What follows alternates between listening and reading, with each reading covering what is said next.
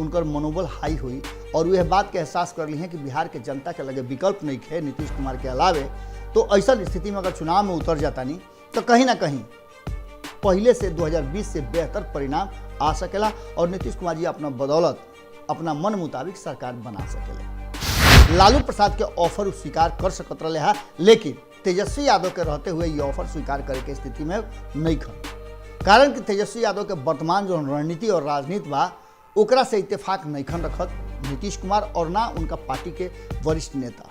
Party में दो फाड़ हो, अब उनका बस के नहीं रह गई। वह बात के खुद कहले बाड़न कि हम ना चाहत रही मुख्यमंत्री बनल, लेकिन भारतीय जनता पार्टी हमरा के बना दी। यानी कि कहीं ना कहीं जो बात भारतीय जनता पार्टी कह रहा बा कि हमनी के बदौलत मुख्यमंत्री बाड़न, ये बात अब सही साबित हो रहा बा और नीतीश कुमार जी मुख्यमंत्री बनौला के चलते कहीं ना कहीं एहसान में भारतीय जनता पार्टी के दबल बा।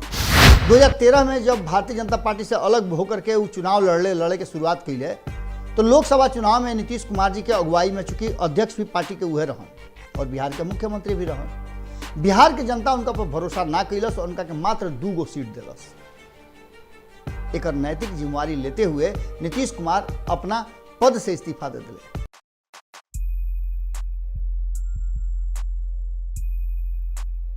बड़ी तफसील से करेला उ जख्म के इलाज, बड़ी तफसील से करेला उ जख्म के इलाज, जख्म कुरेद कुरेद के कहेला अभी वक्त लागी। गोड़ लागतनी हेरा से अभिनंदन वर्गों के अपना कार्यक्रम जना के नाम हो खूटा ठोक के।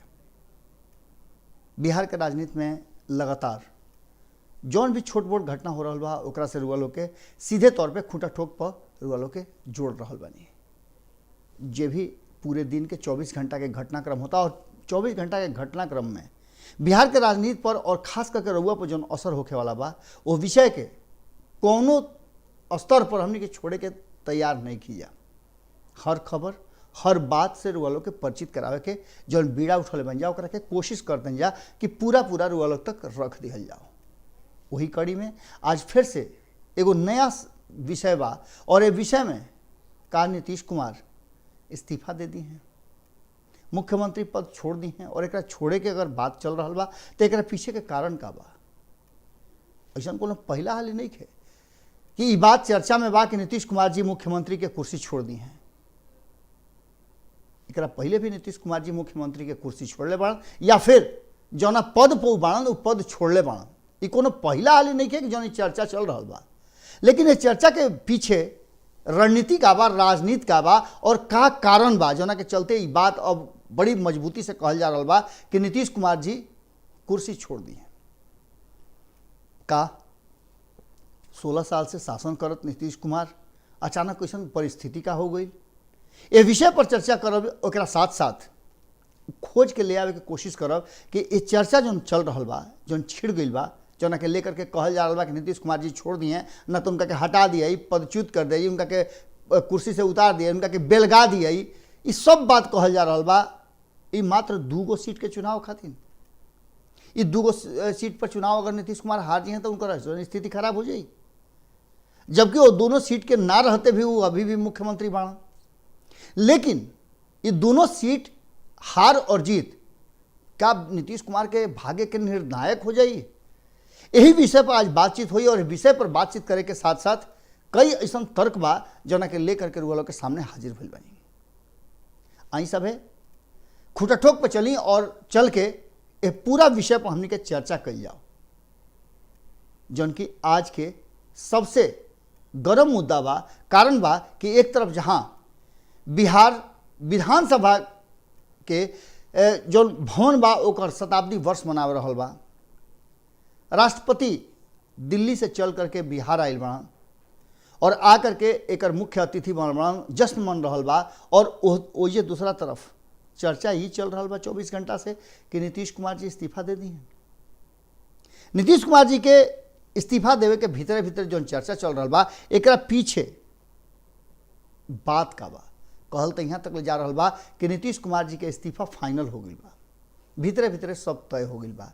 आखिर तय होके के पीछे कारण का बा? ऑफर तो उनका लगे बहुत सारा बा नीतीश कुमार जी लगे ऑफर, जहां एक तरफ भारतीय जनता पार्टी के तरफ से बा, जो उनकी चर्चा वालों से पहले भी कर चुकल बानी, ओजे लालू प्रसाद भी ऑफर दे रहा बान और ऑफर देवे में कांग्रेस भी पीछे नहीं है। G23 के रुआ याद हो कि G23 के जौन लगातार बैठक हो रहा बा और कांग्रेस ओकरा पर पूरा मुखर हो गई बा, ओकरा के लीड करे के भी नीतीश कुमार के ऑफर मिलल बा। दूसरा तरफ लालू प्रसाद यादव नीतीश कुमार के ऑफर दे रहा बान कि तू बिहार के मुख्यमंत्री के कुर्सी छोड़ के हमरा खेमा में दे दो और ओकरा बाद प्रधानमंत्री बनावे के तहत जिम्मेवारी हम लेतनी। नीतीश कुमार जी यह ऑफर के स्वीकार करी हैं या फिर जौन भारतीय जनता पार्टी लगातार बात कह रहा बा कि नीतीश कुमार जी 16 साल तक बिहार के गद्दी पर हमनी के साथ चल के कुर्सी पर बरकरार रहे। अब नीतीश कुमार जी के स्वतः चाहिए कि वो कुर्सी हमनी के हस्तांतरित कर देस और अपने केंद्र के राजनीति में आ जास। ये बात एक आदमी नहीं के कहत। रुआ याद हुई कि अश्विनी चौबे बहुत पहले ये बात कहले रहन। ये बात कहे में संजय पासवान भी पीछे ना रहन। संजय पासवान तो 2020 के चुनाव से ठीक पहले कह दिल रहन कि नीतीश कुमार जी के जो वर्तमान स्थिति बा 15 साल शासन कर चुकले, अब उनका चाहिए कि अपना सबसे ट्रस्टेड पार्टनर जोन बा ओकरा के सत्ता हस्तांतरित कर देवे के चाहिए। ये पूरे चर्चा में बिहार के राजनीति के पुरान बात जोन बा वो याद कई जा रहा बा। कैसे 1999 में जब गैस दुर्घटना भइल, रेल दुर्घटना भई रहे, गैसल रेल दुर्घटना, उसमें लगभग 300 के आसपास लोग के प्राण गई रहे, जना के लेकर के रेल मंत्री रहते हुए नीतीश कुमार जी इस्तीफा दे दिले रहन और एक नैतिक जिम्मेवारी अपना तरफ ले रहन। ऐसा कई हाली भइल बा कि जो नीतीश कुमार आगे बढ़ करके सामने से फ्रंट से लीड कैले बड़न और लीड करके उदाहरण पेश कैले बड़न। हालांकि बाद में वो फिर ओकरा के वापस भी कैले बड़न। ऐसा बात नहीं है। 2014 के चुनाव केकरा याद नहीं है। 2013 में जब भारतीय जनता पार्टी से अलग होकर के वो चुनाव लड़े के शुरुआत कैले तो लोकसभा चुनाव में नीतीश कुमार जी के अगुवाई में चूंकि अध्यक्ष भी पार्टी के उहे रहन और बिहार के मुख्यमंत्री भी रहन, बिहार के जनता उनका पर भरोसा ना कैलस और उनका के मात्र 2 गो सीट दिलस। एक नैतिक जिम्मेवारी लेते हुए नीतीश कुमार अपना पद से इस्तीफा दे दिले, मुख्यमंत्री के कुर्सी छोड़ दिले और मुख्यमंत्री के कुर्सी छोड़ करके जीतन राम मांझी के दे दिले। हालांकि लंबा समय तक ना चलो, बहुत जल्दी उनका एहसास है बात के हो गई कि जीतन राम मांझी से अगर कुर्सी ना छीनी है तो उनका हाथ से सत्ता निकल जाई और संगे संगे बिहार के कुर्सी जौन बा वो बहक जाई। कारण कि भारतीय जनता पार्टी के बड़ा प्रभाव पड़े लग रहे, गहरा प्रभाव पड़े लग रहे जीतन राम मांझी पर और उन्हें इन्फ्लुएंस होके लग रहा। जबकि नीतीश कुमार ओघरी महागठबंधन में आगे रहन और नीतीश कुमार कांग्रेस और राष्ट्रीय जनता दल के साथे सरकार में खड़ा रहन। हालांकि वो सरकार जो चलत रहे जीतन राम मांझी के, ओकरा में भी समर्थन कहीं ना कहीं यही दोनों लोग के रहे, चूँकि बहुमत यही लोग के बदौलत मिल सकत रहे। अब इस सब बात के लेकर के नीतीश कुमार जी के जब महसूस भइल कि उनका से गलती हो गई बा, वो वापसी ले ले। 2019 के चुनाव के बाद जब 2020 में विधानसभा के चुनाव भइल तब भी नीतीश कुमार के बुझाइल कि मुख्यमंत्री के कुर्सी अब उनका बस के नहीं रह गई। वह बात के खुद कहले बाड़न कि हम ना चाहत रही मुख्यमंत्री बनल, लेकिन भारतीय जनता पार्टी हमरा के बना दिहल। यानी कि कहीं ना कहीं जो बात भारतीय जनता पार्टी कह रहा बा कि हमनी के बदौलत मुख्यमंत्री बाड़न, ये बात अब सही साबित हो रहा बा और नीतीश कुमार जी मुख्यमंत्री बनौला के चलते कहीं ना कहीं एहसान में भारतीय जनता पार्टी के दबल बाड़न, असहज भी बाड़न। लगातार हुआ देख लो 2020 के चुनाव भइल, सरकार बनल, ओकरा बाद से नीतीश कुमार जी असहज भी महसूस करता। ये सब बात के लेकर के बिहार में चर्चा के विषय लगातार बा। का नीतीश कुमार जी ये 2 गो विधानसभा के जो चुनाव हो रहा बा, उपचुनाव हो रहा बा, एक बाद कोई बड़ा फैसला ली है।